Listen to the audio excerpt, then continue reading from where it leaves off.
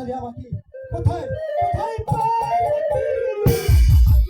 তবে চরণে প্রণাম প্রভু। আশীর্বাদ করে তুমি চলে সুখী হও। তবে আমাকে কেন ডেকেছেন?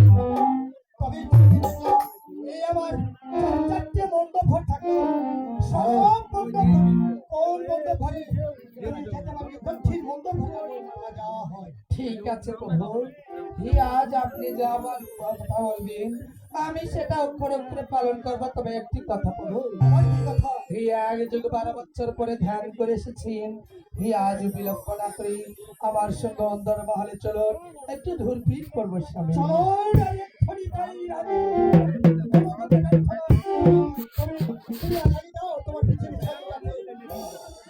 সন্তান, ঠিক আছে প্রভু, চলুন আমার ঘরে। এত ধূরপিট করতে হয়েছিল।